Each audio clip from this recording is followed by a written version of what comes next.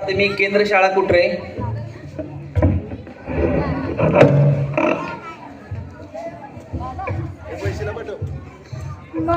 माननीय प्रमुख पाहुणे, आदरणीय शिक्षक आणि माझ्या प्रिय बांधवांनो, सर्वप्रथम सर्वांना प्रजासत्ताक दिनाच्या हार्दिक शुभेच्छा.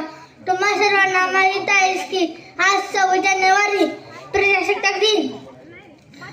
1950 मध्ये संविधान लागू झाले आणि भारत एक पुन्हा प्रजासत्ताक देश बनला. 1950 मध्ये आपले संविधान लागू झाले आणि भारत एक पूर्ण प्रजासत्ताक देश बनला. आपला देश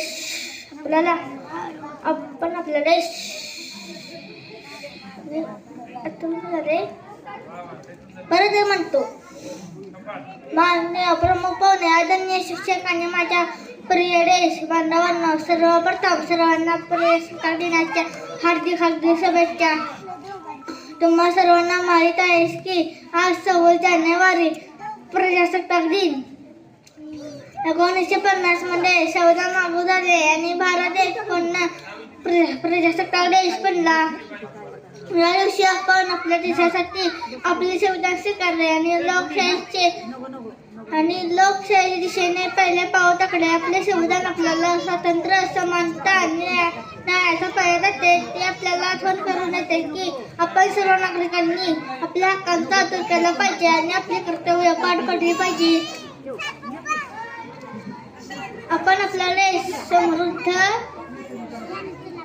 आपले संविधान आपल्याला स्वातंत्र्य, समानता आणि न्यायाचा पाया देते. ते आपल्याला आठवण करून देते की आपण सर्व नागरिकांनी आपल्या हक्कांचा आदर केला पाहिजे आणि आपली कर्तव्य पार पाडली पाहिजे. हा दिवस आपल्याला हे देखील शिकवतो की आपल्या स्वातंत्र्याचे आणि लोकशाहीचे रक्षण करणे ही प्रत्येकाची जबाबदारी आहे. आपण आपला देश समृद्ध, सुरक्षित आणि मजबूत बनवण्यासाठी योगदान दिले पाहिजे.